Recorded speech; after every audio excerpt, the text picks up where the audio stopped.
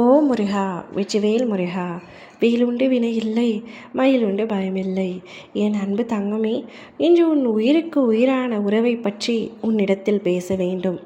நீ அவரை எந்த அளவுக்கு மனப்பூர்வமாக விரும்புகின்றாய், மனதார திருமணம் செய்து கொள்ள வேண்டும் என்று நினைக்கின்றாய், அதே அளவிற்கு அவரின் மனதிலும் உன்மீது அன்பு இருக்கின்றதா இல்லையா என்பதைத்தான் இப்பதிவின் மூலம் நீ தெரிந்து கொள்ளப் போகின்றாய்.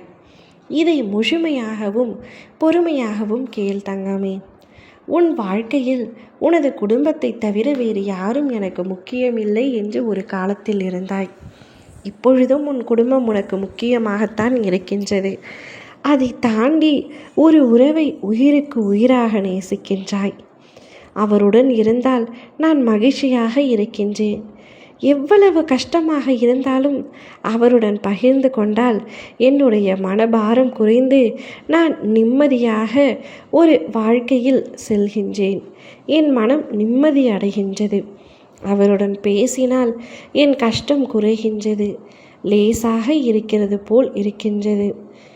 கொஞ்ச நேரம் அவருடன் இருந்தாலே என் மனம் இப்படி அமைதி அடையும் பொழுது வாழ்க்கை முழுவதும் அவர் என்னுடன் இருந்தால் நான் நிச்சயமாக மகிழ்ச்சியாக இருப்பேன் என்று நினைத்து நீ ஒருவரை உண்மையாக காதல் செய்து வருகின்றாய்.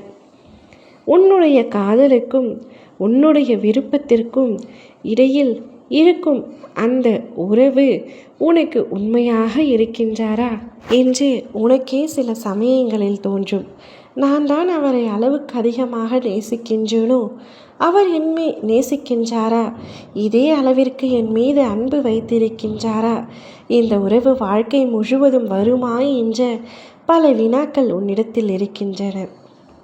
தங்கமே, நீ நேசிக்கும் உறவு உன்னை உண்மையாக நேசிக்கின்றது, உயிராக நேசிக்கின்றது. ஆம் தங்கமே, உன் மனது குளிரும்படியாக சொல்கின்றேன்.